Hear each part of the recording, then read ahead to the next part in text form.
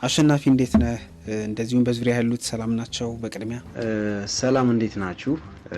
እኛ በጣም ደህና ነን። ፈጣሪ አትርፎናል። ክብሩ ይስፋ። እንኳን አተረፈ በድጋሜ።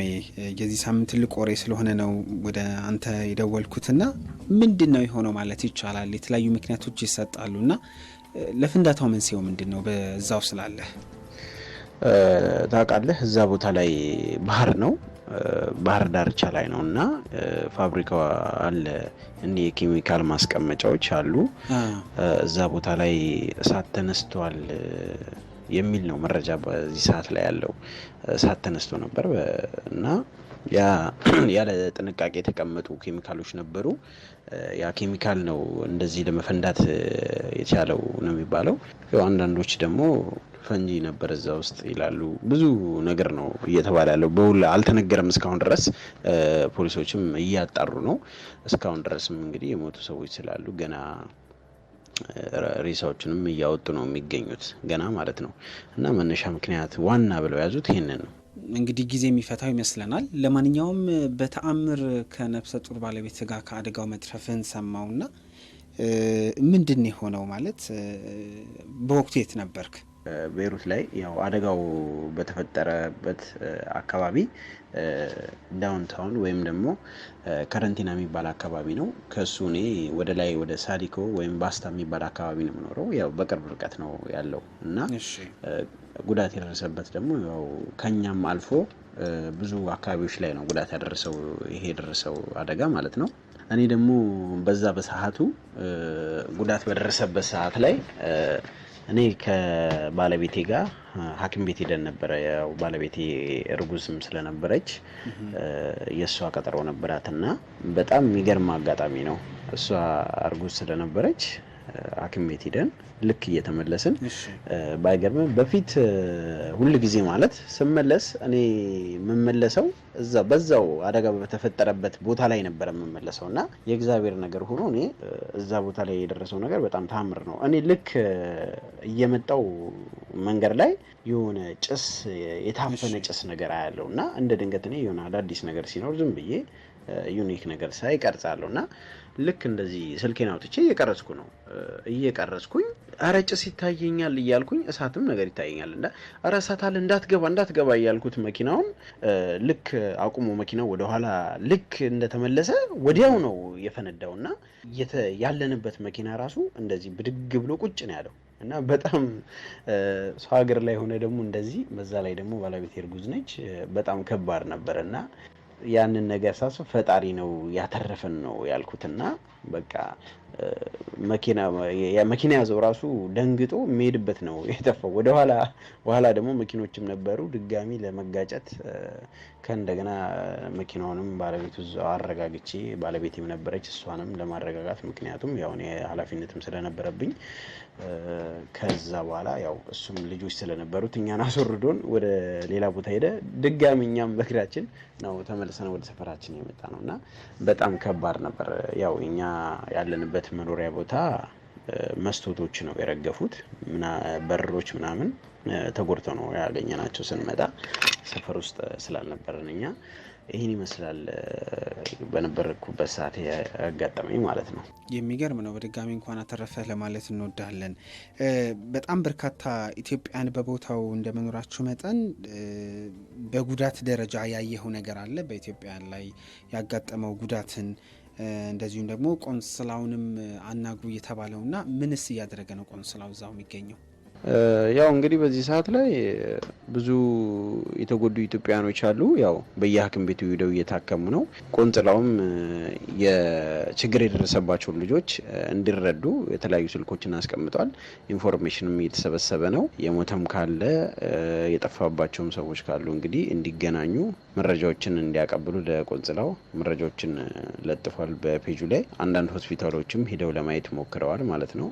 ይሄን ይመስላል ያለው ሁኔታ።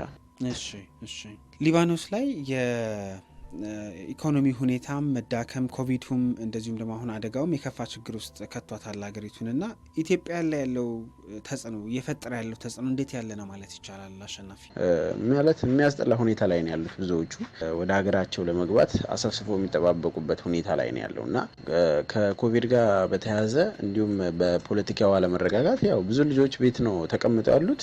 የሀገሪቷ መንግስት ደግሞ ስራዎችን እየዘጋ ነው ያለው በዚህ ሰዓት ላይ ኢኮኖሚውን እንደተመታ ነው። ስለዚህ ያ ነገር ስለሆነ ከባድ ኢትዮጵያኖች ላይ ከባድ የሆነ ጫና ነው ያለው በዚህ ሰዓት ማለት ነው። እስቲ ካንተ ጋር እንቆይና አደጋ ያጋጠማቸው ሰዎች በዙሪያ እንዳሉ ነግረኸኛል። እነሱን እናውራና መልሼ ያገኘሃለሁ። ኦኬ ያው እንግዲህ እኔም እዛው አጠገቤ ስለሚገኙ የተጎዱትን የቻልኩትን ያቅሜን ለማገናኘት ሞክራለሁ። መልካም እሺ በጣም ጥሩ አድማጮቻችን፣ ያው ለቤተሰብም ሲባል ድምጻቸውን ብቻ ነው የምንጠቀመው፣ ስማቸውን አንገልጽም። አንዲት እህታችን ያጋጠማትን ልትነግረን ነው። በጣም አመሰግናለሁ። በቅድሚያ እስቲ ስለሆነው ነገር አጠር አድርገሽ ንገሪን። ምንድን ነው ያጋጠመሽ አንቺ የደረሰብሽ ጉዳት? እዛ ጋር ነበርኩኝ። እንደ አጋጣሚ እየወረድኩኝ ነበረ። ፎቅ ላይ ነበርኩኝ እና የመጀመሪያ ፎቁ እንዳለ መስታወት አለው ይታያል። የውጭ የፊት ለፊቱን ከዳውንታውን የሚመጣውን አቅጣጫ አለ ፊት ለፊት ከሱ ጋር ይታያል። መጀመሪያ እንትን አለ ጮ ድምጽ፣ ምንም ነገር የለም ድምጽ ጮና ተንቀጠቀጠ። እንትኑ በሩ ምናምን መሬቶቹ ተንቀጠቀጡ። ከዛ ረጭ አለ። ትንሽ ቆየና ደግሞ አቧራ ጉም ለበሰ። እኛ በሁሉ ማየው በመስኮት ነው። ጉም ለበሰ። ከዛ ረጭ አለ ለግማሽ ሰዓት ደቂቃ ረጭ አለ። ከዛ በዛ ሰዓት ላይ እኔ ቦርሴን ይዤ ነይ ያለኝ ነበር። እንደውም ልጁ ነይ ያለኝ ቆይ መጣሁ ታችን እያልኩት ያኔ ረጭ ብሏል፣ ግን ጉም ለብሷል። መጣሁ ያልኩኝ በሩን ስከፍተው በሩን ከፍቼ ዞር ስል ቀይ እሳት እንዴት ነው ኪፍ እሳተ ገሞራ እንደምንለው ነገር ቀይ እሳት ብቻ ጉርጉር ብሎ መጥቶ መስታወቱን ሰጥ እንደዚህ መስታወቱ ስንጥቅ ሲል ከዛ በኋላ ወድቄ ያለውን አላውቅም። ስነቃ እንዳለ ግድግዳው ምናምን መስታወቱ ምናምን አጠገብ የነበሩት ምናምን ከደረጃ እኔ ደርሻለሁ ደረጃው ላይ።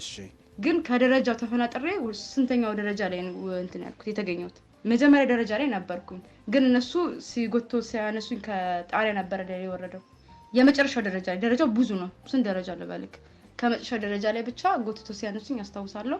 አጠኔ በጣም ተርፍ ያለው ለምን ተርፍኩ መሰለህ? ውጪ ላይ ነኝ ያሉት እነሱ ናቸው። ከውስጥ መጥተው እየሸሹ የውስጡን ያለውን እየሸሹ ነው ወደ ውጪ እየወረዱ እኔን ያገኙኝ ደረጃው ላይ። እነሱ እንዳጠይቀኝ ከኔ ጋር የሚሰራ አንድ ሱዳን ነበረ። እሱ ጭቅላቱ የመጨረሻ ተከፍቷል። ሴቶች አሉ ውስጥ ያልወጡ አሉ። ከዛ በኋላ እነሱ አውጡኝ። ብዙ የተጎዳ ሰው አለ። አንቺ ላይስ ምንድነው የደረሰው ጉዳት? እግሬ ትንሽ ተጎድቷል። አይኔ ስር ትንሽ ነው። ግን ከኔ ጋር የነበሩት ዛሬ ፎቶ ተልኮልኝ ነበረ። በጣም ሌሎች እህቶቻችንም አሉ አድማጮቻችን፣ እነሱንም እናወራለን። በጣም አመሰግናለሁ በቅድሚያ ፈቃደኛ ስለሆንሽልን። አንቺም እስቲ ስለሆነው ነገር አንቺም አካፊን ደረሰብሽ ጉዳትም እንዳለ ስለሰማሁኝ። አደጋው ሲፈጠር እኔ ከስራ እየወጣው ነበረ። ከስራ በታክሲ ወደ ቤት እየሄድኩ ነበረ። እኔ የምሰራው ወደ አድልዬ ነው። ከአድልዬ ወደ ከርመዘይቱን እየሄድኩ ያለው ታክሲው ልክ ቡዛ በሽሩ ጋር ስደርስ መታጠፊያው ጋር ስደርስ ነው ቀጥታ ወደ ላይ ይዞኝ ሄደው። ወደ ላይ ሲሄድ ባለ ታክሲውን አቁሞ ስሮጥ እኔም ራሴን ለማዳን ወጥቼ እየሮጥኩ ያለው የተደገፍኩበት የገባውበት ቤት መስታወቱ ተራግፎ ነው እኔ ላይ ወድቆ ጉዳቱ የደረሰብኝ። የሰውነቴ የተቆራረጠው እግሬና እጄ ላይ ነው የደረሰው። ጉልበቴ ላይ መቆም እስኪያቅተኝ ድረስ ነው የደረሰብኝ። እግዚአብሔር ይመስገን ህይወቴ ታርፏል። እንደው መልእክት አለኝም ስትይም ስለነበረ በዚህ አጋጣሚ መልእክትም ማስተላለፍ ትችላለሽ። አሁን እኛ የምንፈልገው ምንም አይደለም። ወደ ሀገራችን መግባት ነው የምንፈልገው። ወደ ሀገራችን ለመግባት ነው የምንፈልገው። ይሄንን መንግስታችን ሰምቶ እርዳታ እንዲያደርግልን ነው የምንፈልገው። ከዚህ የበለጠ ቢመጣ ደግሞ መቋቋም አንችልም። ስለዚህ ወደ ሀገራችን መግባት ብቻ ነው የምንፈልገው። አንዲት የመጨረሻ ሕክምና ላይ ያለች እህትም እንዳለች ነግሮኛል አሸናፊ። እሷንም እንደዚሁ ያወራለሁኝ። በቅድሚያ እንዴት ነሽ? ደህና ነሽ? አሁን ሕክምና ላይ እንዳለች ሰምቻለሁ። አሁን ደህና ነኝ፣ እግዚአብሔር ይመስገን ደህና ነኝ። እንዴት ነው ሕክምናው? ከ3 ሆስፒታል ዞሬ ነው እንግዲህ መጨረሻ ላይ የእንትን ያሉኝ ራሱ የሰፉኝ ራሱ ያው ሁሉንም ለማዳረስ ያክል አሰፋፋቸውም አጠጋቢ ነው የሚባል አይደለም። አስተሻሸጋቸውም ከእንደገና ትላንትና ሌላ ቦታ ሄጄ ነው መፍታት ቁስሉን ከእንደገና ጠራርገው ከእንደገና ገጥመው ምናምን የላኩት። ደህና ነኝ አሁን እግዚአብሔር ይመስገን። በጣም አመሰግናለሁ ሁላችሁንም።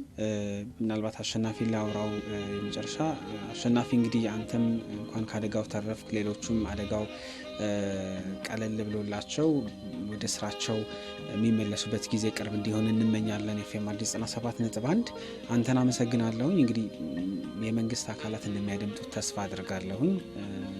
የሚደረጉ ነገሮችን እየተደረጉም ነው እና ደግሞ ከዚህ በኋላ የሚያደርጋሉ ብዬ አስባለሁ። ለአሁኑ በጣም አመሰግናለሁ አሸናፊ። እኔም ከልብ አመሰግናለሁ አስባችሁ ስለጠየቃችሁን ማለት ነው። ከልብ አመሰግናለሁ። እሺ አድማጮቻችን